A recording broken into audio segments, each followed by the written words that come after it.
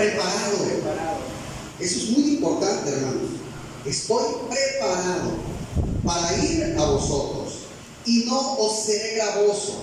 Es decir, hermanos, voy a ir a verlos, pero voy a tratar de no darles lata, ¿sí? Voy a tratar de que ustedes, quiero pensar que Pablo también se refería a, no vayan a pensar que porque yo voy a ir, tienen que prepararme una suculenta comida, van a ver en qué casa de ustedes me quedo. No, yo veré dónde me quedo, yo traigo dinero, yo veré cómo como, no se preocupen por eso. Voy a tratar de no ser gravoso, de no causarles molestia, ¿sí? Pero voy a ir, ¿sí? Porque no busco lo vuestro, sino a vosotros. No me interesa lo que tú me vayas a dar, me interesa tu alma, me interesa salvarte, que Cristo pueda salvar tu alma. Y ese debe de ser, les repito, la mentalidad de todo pastor por sus ovejas. No me interesa lo que ustedes me puedan dar. Es más, no me interesa lo que metan al alfolí. Me interesa su alma. Me interesa que te arrepientas. Me interesa que cuando tú acabes tu tiempo en esta tierra, tú estés con el Señor. Ese debe ser mi interés principal y quizás el único. No busco lo vuestro, sino a vosotros. Y es precisamente como se llama este tema, ¿sí? Pablo, hermanos, anuncia su tercera visita a esta ciudad de Corintio. Y la primera vez, no sé si recuerdan algunos, fue cuando él estableció la iglesia y vivió con ellos aproximadamente 18 meses. 1 año y medio estuvo allá. Y la segunda fue cuando hizo una visita quizás un poco más rápida y se encontró que habían llegado falsos maestros que los estaban engañando y que al parecer también en ese momento tuvieron una pelea con Pablo. Pero ahora les escribe esta carta donde les avisa que pronto va a volver a ir una tercera vez, que les ama profundamente, pero que también va a llegar con una mano dura con aquellos que cuando él llegue estén en una vida desordenada. ¿Cómo creen, hermanos, que sería Pablo si fuera nuestro pastor y se fue un tiempo y hoy nos avisara que va a venir a visitarnos y que va a venir con mano dura a quien lo merezca? ¿Cómo creen que sería el apóstol Pablo? Es más, ¿cómo creen que sería Cristo con nosotros si hoy regresara? ¿Cómo nos enfrentaríamos a ese juicio si fuera ahorita, en este mismo segundo? Porque quizás muchos decimos, pues yo cuando empiece a ver que ya está la guerra, que ya el agua ya no voy a empezar entonces a pedir perdón, a quitar mi egocentrismo, a quitar mi orgullo, voy a empezar a ser más humilde y voy a empezar a ayudar, porque eso significa que Dios no tarda en llegar y quiero que me encuentre bien. Pero la palabra dice que Él llegará como ladrón en la noche y nadie sabe el día ni la hora, y Él puede llegar ahorita. Y la pregunta es, ¿cómo te encuentras ahorita si el Señor llegara en este instante? No me conteste, pero en algunas iglesias valdría la pena preguntar: ¿cuántos esposos infieles a su esposa están aquí esta tarde? ¿Cuántos de los que estamos aquí acabamos de hablar recientemente mal de un hermano? ¿Cuántos de los que estamos aquí estamos siendo malos padres o malos hijos? ¿Alguien de aquí ha visto pornografía en la última semana? ¿Alguien de aquí está siendo avaro con el dinero o con los bienes materiales hoy? ¿Habrá alguien en este lugar que solo ore y lea la Biblia en este local y no en su casa? Ahora, ya no pregunto, hermanos, cómo sería Pablo, como les repito. La pregunta más bien sería: ¿cómo sería Cristo en su juicio si regresara hoy por su iglesia gloriosa? ¿Cómo crees que te iría hoy en tu juicio personal ante Él? Esposas, la salvación es personal. Esposos, la salvación es personal. No importa si ella o él se la pasa orando y tú no. No importa si ella o él viene a la iglesia y tú decides quedarte. La salvación es por cada uno, no es en pareja ni en familia. ¿Te daría el acceso al paraíso tu juicio el día de hoy? ¿O te mandaría al infierno? Número 14. He aquí, dice, por tercera vez estoy preparado para ir a vosotros, y no os seré gravoso, porque no busco lo vuestro, sino a vosotros. Pues no deben atesorar los hijos para los padres, sino los padres para los hijos. Y continúo en el 15. Y yo, con el mayor placer, gastaré lo mío, y aunque yo mismo me gastaré de todo por amor de vuestras almas, aunque amándoos más, sea amado menos. Observamos, hermanos, en estas palabras de Pablo 5 principios que gobernaban siempre la conducta del apóstol. Y yo creo que esos principios también deberían de gobernarnos a nosotros. Y fueron parte, sin duda alguna, del excelente y del gran ministerio que él tuvo aquí en la tierra. Y vamos a numerarlos. Número 1. No seré una carga para nadie.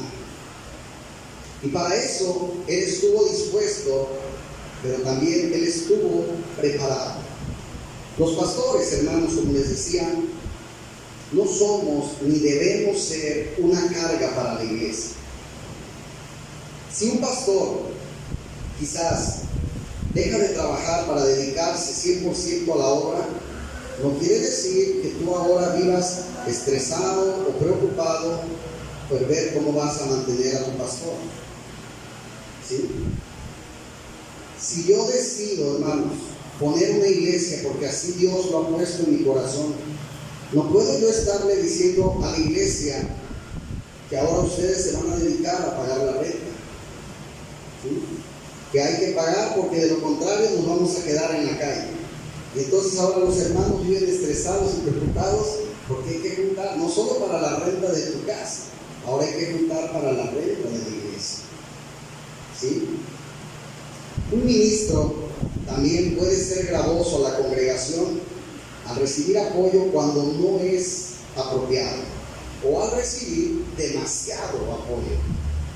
Dice, aquel que trabaja para la causa de Dios debe de ser apoyado por la causa de Dios. Pero aquel que se engrandece a sí mismo y que aumenta sus riquezas por medio del despojo de los fieles debe de ser afligido. En el corazón de tal hombre, el amor al dinero debe tener su trono. En cuanto a su profesión espiritual, no es nada. Él es un sepulcro emblanquecido y una abominación delante de los ojos del Señor. Y esto lo dijo un escritor cristiano de nombre Clark. Y es algo, la verdad, con el que yo estoy muy de acuerdo. Mis hermanos, es el testimonio de los ministros piadosos. ¿Sí? Ellos no sirven por lo que pueden obtener del pueblo de Dios, sino por lo que pueden darle al pueblo de Dios. Ellos son pastores, no mercenarios. Número 2. Las personas son más importantes, mis hermanos, que los bienes materiales. Ustedes son lo más importante para los pastores. Una iglesia, mis hermanos, debe ser para enseñar la palabra, pero también puede ser ayuda a la congregación. Por ejemplo, lo que hacemos aquí con la canasta básica, a mí se me hace algo muy bueno, ¿sí? Porque de alguna manera u otra la iglesia está cumpliendo el propósito de ayudar a la persona que está necesitada. ¿Sí? Hoy es un hermano, mañana no sabemos si podemos ser nosotros, lo decía el otro día el hermano Héctor, y tiene mucha razón. ¿Sí? estamos ayudando. De repente, como lo decía, si un hermano se queda sin trabajo, si falleció un familiar, y siempre y cuando en la iglesia también, ¿por qué no?, haya un fondo de dinero guardado, es y siempre será prioridad ayudar a esa persona, ¿sí? Por ejemplo, también eso será siempre prioridad, que comprar unas sillas o que mejorar el sonido, siempre será prioridad el ser humano, ¿sí? Las personas, es decir, ustedes, mis hermanos, deben ser siempre la prioridad de la iglesia, estén en la que estén. ¿Has estado en una iglesia donde sientes que a nadie le importas como persona? Yo espero que no, pero desgraciadamente sí, algunos hemos podido pasar por alguna iglesia así. Otras te buscan por lo que puedes hacer por la iglesia, por tu diezmo.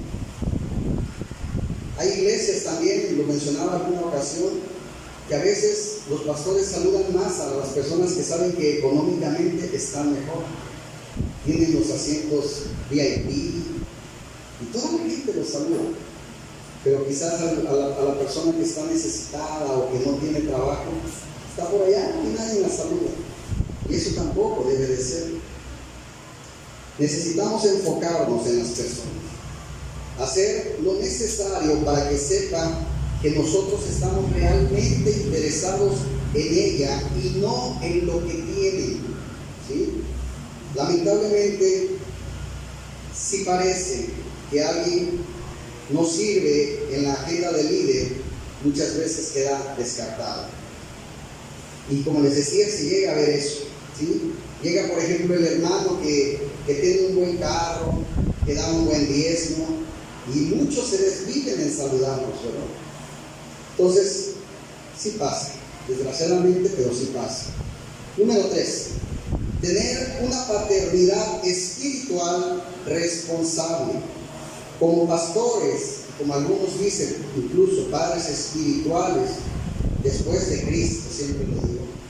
Si yo veo, por ejemplo, como pastor, que tu matrimonio anda mal, es mi responsabilidad buscarlos, hablar con ustedes, ¿sí? Aconsejarles, siempre y cuando basado en la palabra de Dios. Si yo veo a un joven, ¿sí?, que a lo mejor por casualidad el otro día vi que en su Facebook publicó algo que quizás no es correcto, es mi responsabilidad como su pastor buscarlo y hablar con él al respecto. Pero ¿será acaso un padre espiritual esos pastores que ven en sus iglesias que hay pecado y se hacen de la vista gorda? Es que si yo le digo algo a ese joven, se puede ir de aquí, y sus papás son los que compraron la batería. Entonces mejor me quedo callado. Es que yo veo que esos hermanos han estado hablando mal de los hermanos. ¿Cómo les voy a decir algo? Compraron 10 sillas y hasta se las llevan. Entonces mejor me quedo callado. Se hacen de la vista gorda. Yo veo que mi hermano, el que ofrenda todos los domingos, viene medio crudo, ¿verdad? Pero no le digo nada, porque ofrenda siempre. Veo que los jóvenes de la alabanza estuvieron disfrazados en el Halloween, pero no le digo nada, porque si se enojan no hay quien toque más la batería o el teclado. ¿Qué padre ve a sus hijos en malos pasos y se queda callado, mis hermanos? Los que tienen hijos se quedan callados cuando ven que sus hijos están haciendo algo incorrecto, o por amor les llaman la atención. El que ama, reprende, hermanos, también como Cristo lo hace con nosotros. Muchos padres ahorran para la educación de sus hijos, los ayudan a comprar incluso su primera casa, o les guardan una herencia generosa para el día que les toque partir. Y aquí Pablo habla de hijos y padres espirituales. Dice, un padre espiritual debe estar dispuesto a dar todo lo que pueda para apoyar a quienes estén a su cuidado. Claro, Hay ocasiones en que los hijos ayudan a sus padres, por ejemplo en la vejez. Pero por lo general, hermanos, y esta es una regla que está, y lo acabamos de leer en la Biblia, los padres no deben utilizar a sus hijos para su propio beneficio. Muchas veces como padres decimos, cuando tenemos hijos pequeños, cuando mi hijo crezca y sea arquitecto, me va a construir una casa. Cuando mi hijo crezca y sea doctor, me va a dar mucho dinero, me va a mantener. Y eso se nos vuelve una ilusión. Y muchas veces, hermanos, terminamos decepcionándonos de esa ilusión. Mejor enséñales a conocer a Cristo. Y ten por seguro que tus hijos sabrán de qué manera honrarte, sin necesidad que tú les pidas. Es la responsabilidad, hermanos, de los padres, de nosotros los padres, proveer desde el punto de vista económico para nuestros hijos y no esperar a que nuestros hijos nos saquen adelante. Muchos de ustedes son padres y algunos quizás están poniendo a un lado el dinero que tendrá que ser utilizado para la educación de sus hijos en un futuro. El deseo de sus corazones es proveer para su bienestar y para el futuro de sus pequeños, porque Dios lo ha hecho de esta manera. Una de las grandes señales de los verdaderos siervos de Dios, hermanos, es que se entregan a sí mismos sin reserva a aquellos a los que están sirviendo, sin pedirles absolutamente nada a cambio. ¿Qué contraste es este con los falsos apóstoles, por ejemplo? Qué molestos se sienten si usted no les sirve a cambio a ellos. Número 4. El verdadero amor a las almas exige gastos de dinero y de fuerzas. No se trata, hermanos, de cuánto dan ustedes al pastor. Y yo sé que a muchos pastores de muchas iglesias no les gustaría escuchar esta predicación, sino se trata de cuánto el pastor da a su iglesia. Es por eso, mis hermanos, que no es una decisión fácil plantar una iglesia. Y esto no se hace, decía por ahí un querido amigo y pastor, no se hace como el borras, al aventón. Yo siempre he pensado, mis hermanos, que una iglesia la pongo si voy a poder yo pagar la renta y voy a poder yo mantener ese lugar. No se hace pensando, voy a poner una iglesia y ojalá los hermanos puedan dar bien para que alcance para pagar la renta. Porque el día que no den bien, ya no alcanzó para pagar la renta. ¿Sí? O peor aún, exigirles a cada uno de ustedes cierta cantidad para poder pagar la renta. ¿Y saben qué, hermanos? Eso no se exige. Porque cuando uno pone o decide poner una iglesia, lo hace por amor a Cristo, por amor a las almas, no por amor al dinero. Y hoy pareciera que muchos pastores dicen, ya no tenemos dinero, estaría bien poner una iglesia para aliviarnos. Ya no es voy a poner una tortillería, voy a poner una tienda de zapatos, una taquería. Ahora el nuevo negocio es voy a poner una iglesia. Triste pero cruda realidad de nuestros tiempos. Lo dicen muy vagamente, sin sentimientos y no pensando en Cristo. Y no, hermanos, esto es invertir, pero ¿saben qué? Es una inversión por amor. Muchas veces un padre, hermanos, te dice, yo sé que algunos lo hemos dicho como padres, yo te compré estos zapatos que me costaron 500 pesos, 600, lo que quieras poner. Pero ustedes y yo sabemos, los que somos papás, que no lo estamos haciendo por echarlo en cara, ¿verdad? Muchas veces lo estamos diciendo porque estamos viendo que nuestro hijo no está valorando esos zapatos. Se los acabo de comprar ayer y hoy se puso a jugar fútbol. Entonces de repente sale, ¿no? Le costaron 600 pesos. Pero no es que págamelos, es de valora lo que yo te estoy dando, cuídalo, me costó, me esforcé, trabajé para comprártelos, cuídalos.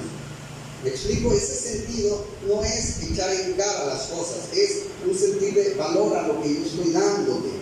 Entonces, así mismo, hermanos, muchas veces los pastores, los servidores en las iglesias, compramos cosas para las iglesias y no las echamos en cara. Pero a veces, hermanos, hay que decirlo para que lo podamos valorar, ¿sí? No por captarnos tampoco, sino para que se vea que de verdad se hacen las cosas por amor, por dedicación, por entrega a la iglesia. Como yo recuerdo cuando hubo la reunión de mujeres y se hizo por ahí una rica ensalada de pollo. Creo que se hizo una ensalada como para 30 mujeres y llegaron como 15. Y sí daban ganas de decir, yo compré 2 pechugas y nada más vinieron 15. ¿Sí me explico?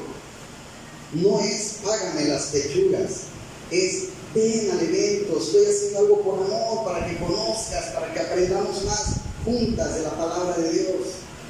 Pero ven, lo hicimos por amor. Porque después, hermanos, sí existe una frustración, ¿no? De decir, ay, yo quería, como cuando preparamos los mensajes, los pastores, y se los comparto de manera muy personal.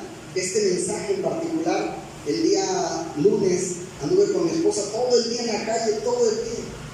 Me dormí como a las 11, como a la 1 de la mañana, me dio un dolor en mis rodillas que me desperté. Pero en ese momento recordé, dije, el jueves me toca predicar y no he hecho el mensaje. Y me levanté y me puse a preparar este tema y me dormí hasta las 4 de la mañana. Entonces, pero yo lo hago por amor. Pero en mi mente, no les miento, pues estaba una imagen de una iglesia llena, ¿verdad? Dije, les va a gustar este tema. Y yo sé que no importa que no esté llena, porque Dios sabe quién tenía que estar aquí esta tarde. Pero se frustra uno, hermanos. Y ese es lo que vivimos el día a día, los pastores, los servidores, todo aquel que sirve en una iglesia. Pero estamos dispuestos a pagar el precio. Y les repito, se oye feo, pero no lo tomen literal. No es por ustedes, es por el amor a Cristo. Amén. Entonces, siempre lo que hacemos, lo hacemos por amor. No lo hacemos incluso a veces hasta porque la iglesia nos dé dinero. Como dice aquí Pablo, yo voy a gastar de lo mío. Y a veces también se gasta de lo suyo.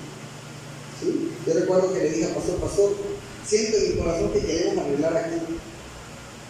Híjole, no se preocupe, yo lo voy a arreglar. Repito, no lo estoy sacando. Es algo que dices, lo haces con amor. Y yo sé que todos los que estamos aquí, o a lo mejor la mayoría, algo, poco o mucho, algo han hecho por amor. Dígame si a alguien le pagaron para venir a lavar aquí el piso cuando se ensució y se nos metió el agua. ¿A alguien le pagaron? No, lo hicieron por amor. ¿Sí? Por amor a Cristo. Eso es lo que tenemos que hacer. Por amor, hermanos, es que se ganan las almas para el Señor. Como un padre natural que ama a sus hijos y haría cualquier cosa por ellos, debe estar dispuesto a gastarse totalmente lo económico, lo emocional y lo espiritual. ¿Sí? El buen pastor, dice la palabra, entrega su vida por las ovejas. Juan 10:11. Un niño, hermanos, no debe ser obligado a gastarse por sus padres. El ministerio se trata de dar y entregar tu vida. No se trata de lo que tú puedes llegar a conseguir. Pero fíjese usted cuál es la actitud de Pablo. Él dice, con el mayor placer, ojo con esto, esta palabra es muy importante, con el mayor placer gastaré lo mío.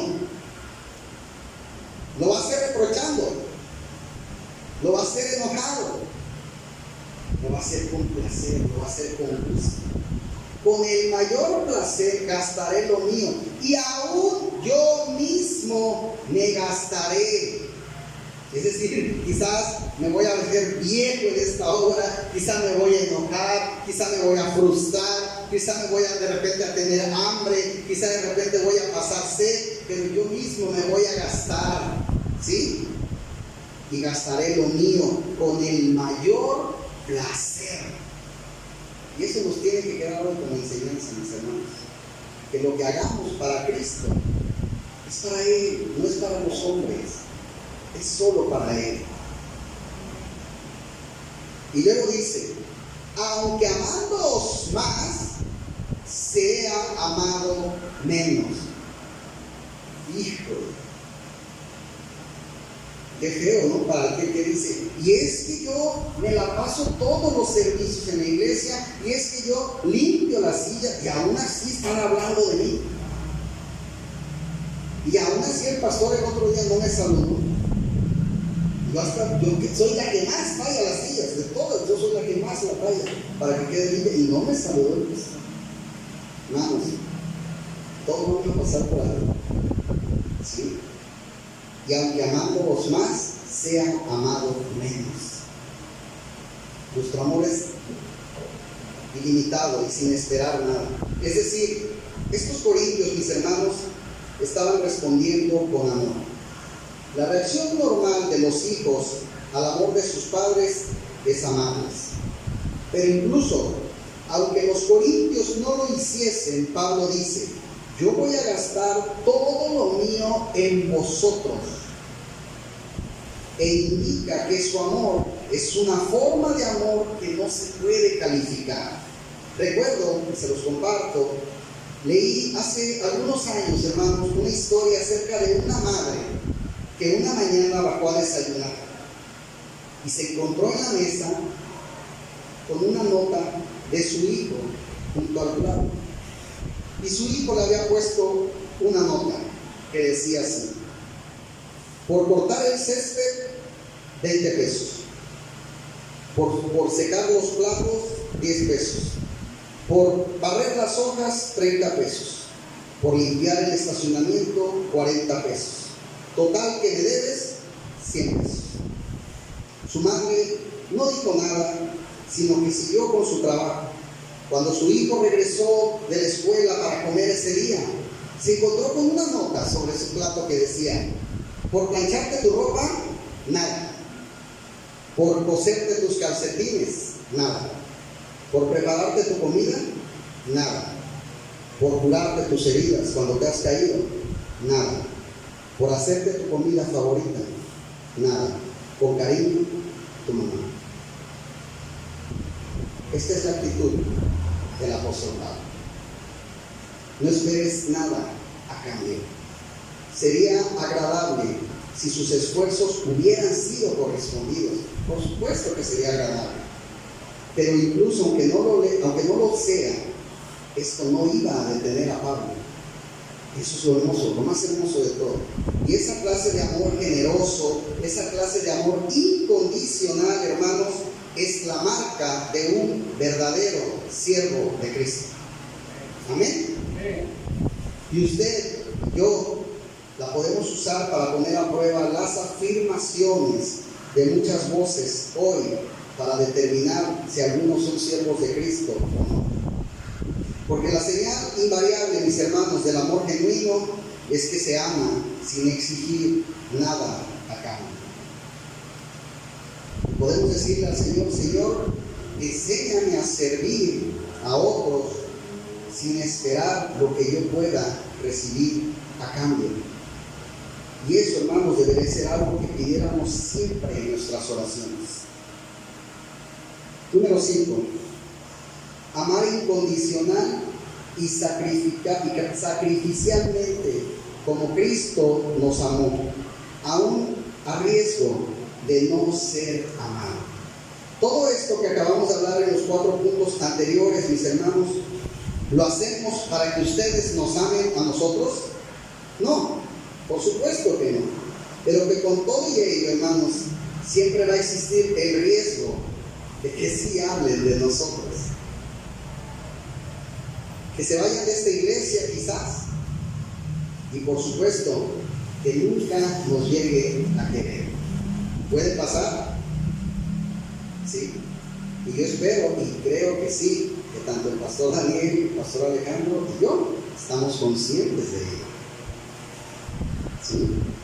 Pero de esa manera nos amó Cristo, con el riesgo de no ser amado Él.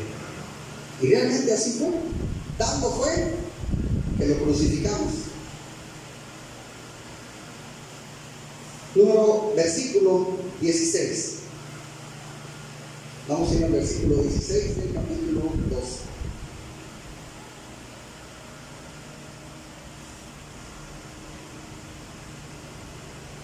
Pero admitiendo esto, que yo no os he sido carga, sino que como soy astuto, os prendí por engaño. Una de las tantas acusaciones que le hacían a Pablo, hermanos, es que estaba engañando a los corintios con las ofrendas que él iba a llevar a Jerusalén. ¿Se acuerdan que hablamos de eso una vez? Entonces, muchos estaban diciendo que Pablo se iba a guardar esas ofrendas para él, ¿sí? Y probablemente estaban diciendo que él se le iba a quedar el dinero. Pablo les dice: yo no he sido una carga, ¿sí? Ustedes a mí no me están manteniendo. Y la ofrenda que se juntó fue para los hermanos que están pasando hambre en Jerusalén. Pero en la actualidad, mis hermanos, como dice el dicho por ahí, háganme justos por pecadores, ¿no? Sí hay pastores que se hacen una carga para las ovejas. El pastor nos pidió la siembra, nos pidió el diezmo, nos pidió la ofrenda, y para este domingo nos pidió una ofrenda especial, la ofrenda para la renta del local, y se pidió una ofrenda para que se arregle el carro del pastor para que vaya y predique a las naciones, y se pidió una ofrenda especial porque está muy estresado y necesita irse de vacaciones a Hawái, ¿sí? Y el pastor Daniel se le está ocurriendo algo. Se pidió la ofrenda para su cumpleaños. Muchos pasan así, hermano. Usado con eso. Número 17. ¿Acaso os he engañado por alguno de los que he enviado a vosotros? Y el 18. Rogué a Tito y envié con él al hermano. ¿Os engañó acaso Tito? ¿No hemos procedido con el mismo espíritu y en las mismas pisadas? Lo hace en forma de pregunta. Con estas frases, Pablo muestra que había una unidad en la forma de servir que él y sus discípulos que había enviado a Corinto. Y eso debe de haber en un grupo de pastores y de servidores.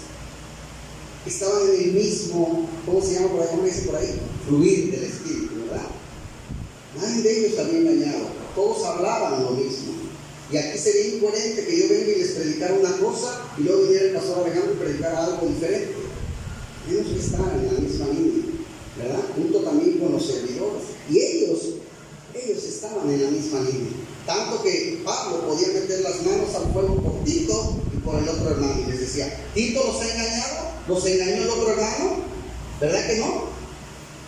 Pablo estaba seguro de su gente, confiaba en su gente, ¿sí? Y esta unidad es cuando el pastor les decía: están en un mismo sentir, en un mismo pensar y en un mismo actuar también, ¿sí? Pablo confiaba en Tito y en aquellos que él había puesto para que le ayudaran. Y a eso, hermanos, a eso también se le llama confianza. Imagínense que cada quien, pues aquí predicara lo que quisiera desde un punto de vista diferente, ¿verdad? No sería algo bueno. Y si por allá te diga: ay, hermano, yo he visto que usted casi no da cuando se pide la ofrenda, si usted sigue así, mejor se hubiera de ir a otra iglesia. ¿Qué confianza habría entonces de nosotros como pastores, hermanos, o de los servidores. ¿Sí? La confianza es fundamental para que una iglesia siga avanzando. Por tercera vez les recuerda que Él no ha sido una carga para ellos.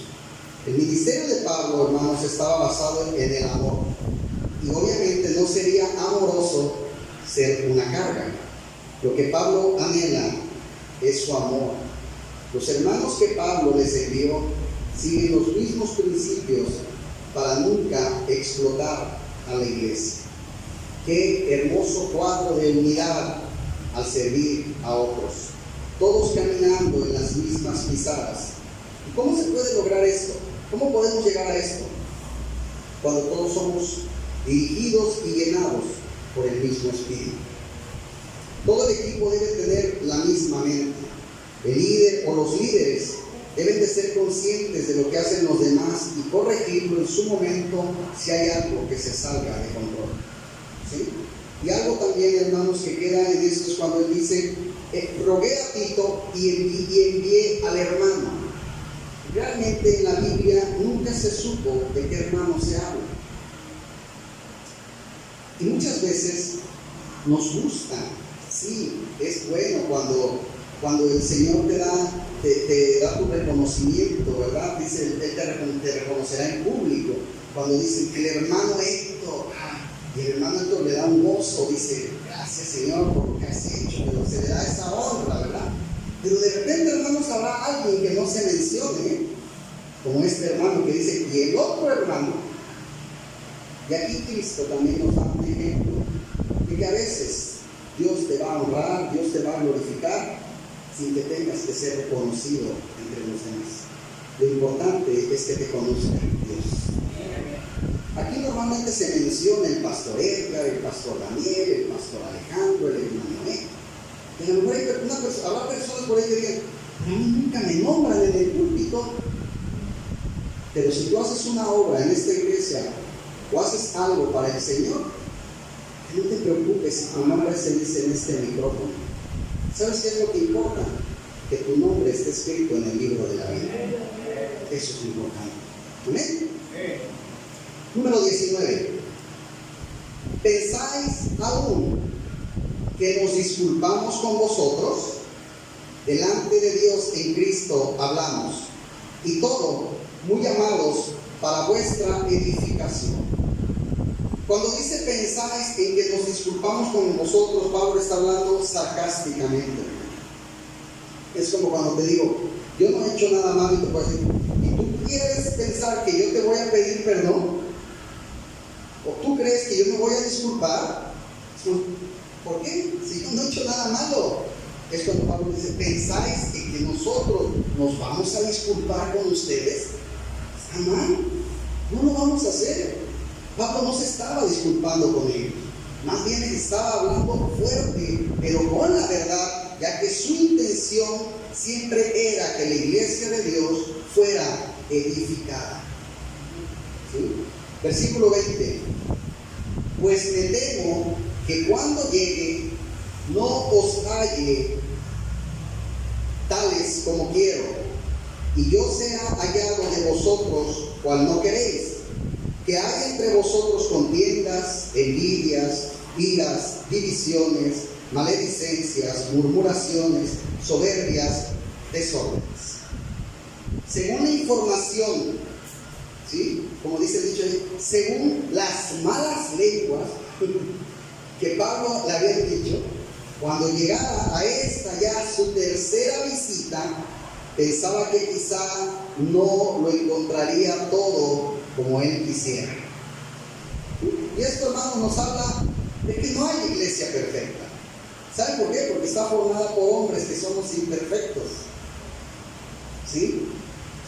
No encontraría todo como él quería, firmes en la fe, amándose unos a otros, sirviendo todos al Señor, compartiendo la fe, buscando la santidad de día y de noche.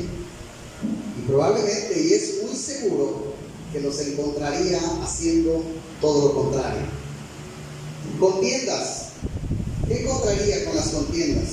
Peleas, pleitos, discordias, que el hermano Raúl ya se peleó con el hermano Oscar, que no se hablan, envidias, celos, provocación de envidias, que el hermano Eduardo dice que por qué el hermano Luis ya es pastor y él no, si él llegó desde hace 2 años a la iglesia y el otro llegó hace 1, iras, enojos, cólera, furia, rabia, que la hermana Lupita se fue muy enojada el domingo porque el pastor Edgar no la saludó y que se quedó con la mano estirada.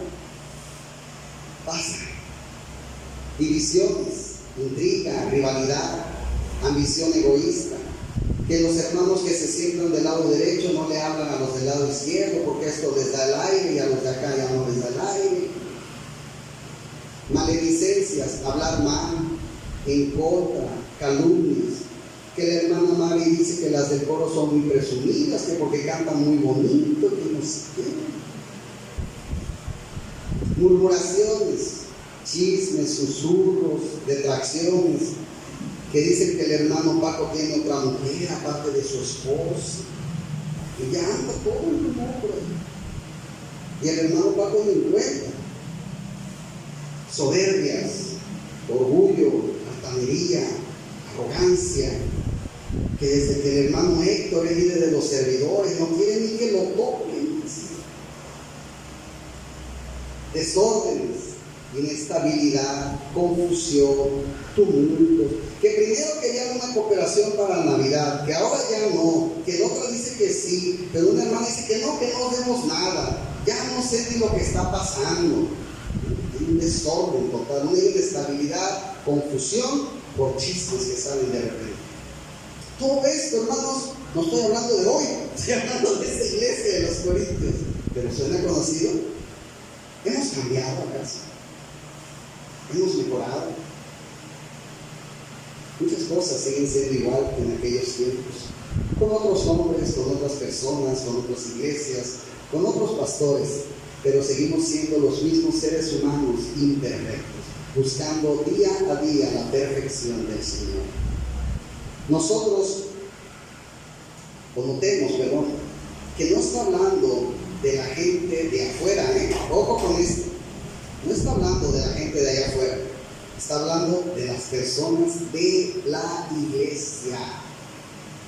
Quitemos eso de que somos más santos que los que están allá.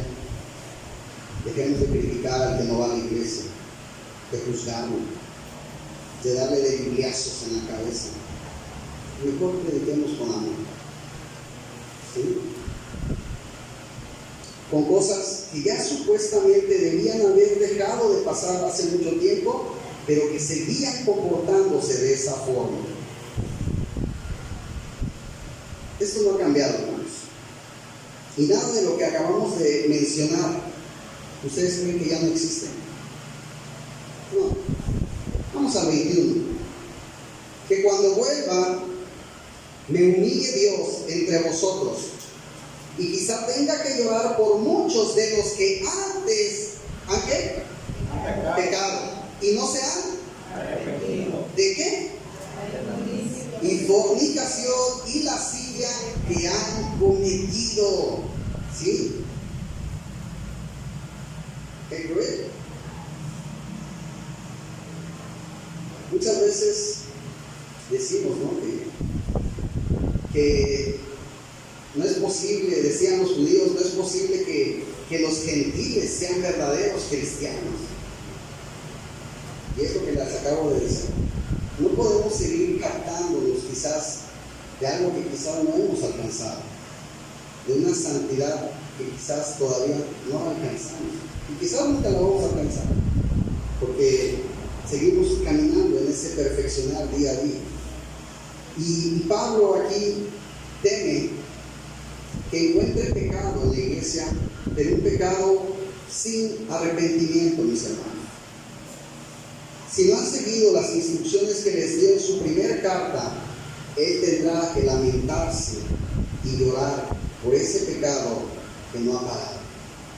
Pablo sabía que quizá cuando llegara se iba a encontrar con alguno de sus hijos espirituales, como se dice, que al haber sido engañados por aquellos falsos maestros de los que ya hemos hablado mucho, habían ellos regresado a comportarse como antes de conocer al Señor.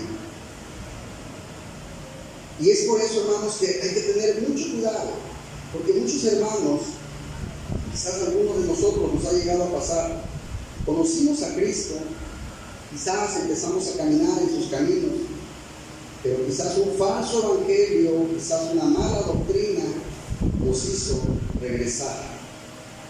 Y es por eso que es importante el lugar en el que nos congreguemos. Muchos dicen, con que hablen de Dios ya está bien, no hay problema. ¿No? Claro que importa mucho en qué lugar vayamos asistamos. Amén. Y ellos habían regresado a esa vida que llevaban anteriormente, teniendo en su vida ahora otra vez impurezas, inmoralidad sexual y sensualidad, de lo cual no se habían arrepentido. Y esto sin duda ahora a Pablo le iba a causar mucho dolor. Hermanos, por muy engañados que podamos haber sido, o que podamos llegar a ser, porque no estamos exentos, por algún pastor, por algún maestro, por algún líder de una iglesia, nada de ello, hermanos, por favor, es justificación para regresar al mundo de donde Cristo nos rescató. Cristo a ellos les pedirá cuentas en su momento, y que Dios se apiade de sus almas. Pero no olvidemos algo, a nosotros también se nos van a pedir cuentas. Y la salvación, como les decía al principio, y el juicio son personales. No podremos ser como Adán cuando dijo, es que la mujer que me diste. Tampoco vamos a poder decir, es que el pastor que tú me pusiste, ¿sí? O es que la iglesia que tú me pusiste a la mano, porque ese no te lo dio él, mi hermano, ese lo escogiste tú. Y si escogiste mal, fue por no haber leído la escritura y creerle al primero que se te paró enfrente. ¿Sí? Lo escogiste mal porque te dejaste llevar por sus palabras bonitas y motivadoras, de que eres un campeón y una princesa de Dios. Pero aquel que decía cosas que te lastimaban por dentro, te molestaban, que te decía que estabas viviendo en pecado, que te decía que esa vida que tú tenías no era la correcta, y que por dentro eso fue lo que en verdad decidiste irte de ese lugar, lo escogiste porque sabías a que aquel no predicaba lo correcto, pero decidiste quedarte ahí, porque el lugar, porque las sillas, porque el clima era más cómodo. Antes Cristo y ante Cristo, mis hermanos, no va a haber excusas. Casi al final ya de esta carta, todavía hay una gran incertidumbre sobre el futuro de la relación con una iglesia que Pablo de verdad ama tanto, hermano, y que valora tanto. Y quizás muchos de ustedes van a decir, pues ya el pastor Daniel, el pastor Alejandro, el pastor Eder hablaron tanto de Pablo, de los corintios, y yo sigo sin entender cómo con todo y eso Pablo los quería tanto. Es que ese es un pastor, el que da la vida por sus ovejas, y no dice por sus ovejas perfectas. ¿Sí? Todavía es muy posible que pueda perderla. Pablo no lo dice, hermanos. Pero ¿saben qué? Yo sí creo que existe algo en Pablo. El temor al fracaso, el temor a perder a tu esposa o a tu familia, a perder tu ministerio, a menudo puede acarrear otros temores.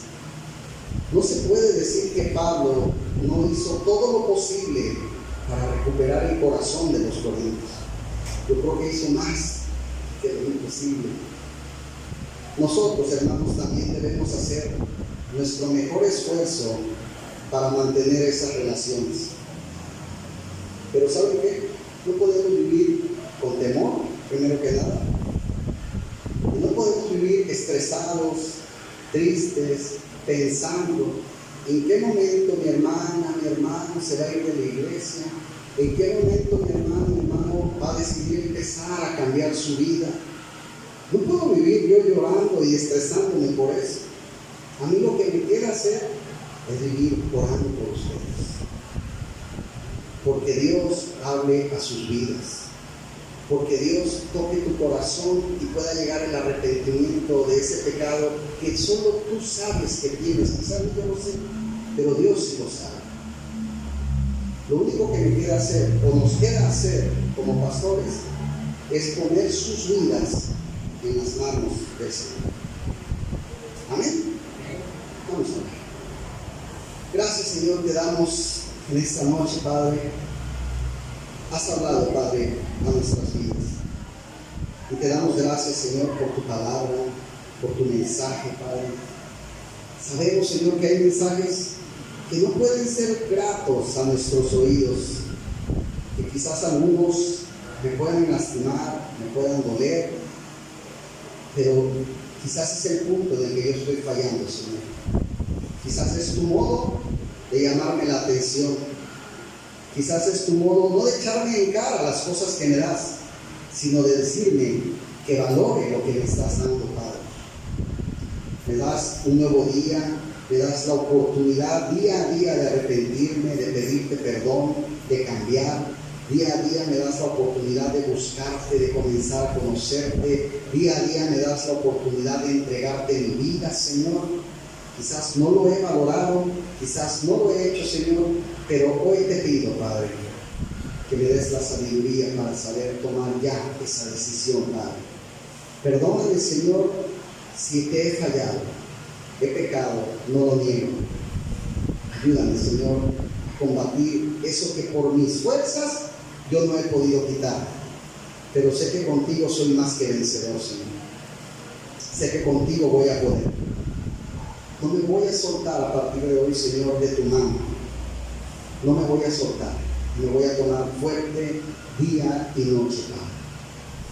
Y a nosotros, Señor, como pastores, te pido que nos sigas guiando, que nos sigas dando un poco de ese amor interminable que tú tienes, Señor, para amar a nuestro pueblo, a nuestra iglesia, a nuestras ovejas, a tus ovejas que tú nos has puesto a cargo, Señor, para cuidarlas, para alimentarlas, para compartirles palabra tuya, Señor, sin quitarle ni ponerle, Señor, simplemente palabra de vida, Señor, de tu sagrada escritura, Padre. Gracias, Señor, por este día, por esta tarde, Señor. Bendice, Padre, a cada uno de mis hermanos presentes, Señor. Toca sus vidas, Señor. Y si este mensaje ha sido para alguno de ellos, Señor, como dice tu palabra, el que tenga oídos, que oiga. Gracias, Señor, en el nombre de Jesús. Amén y amén.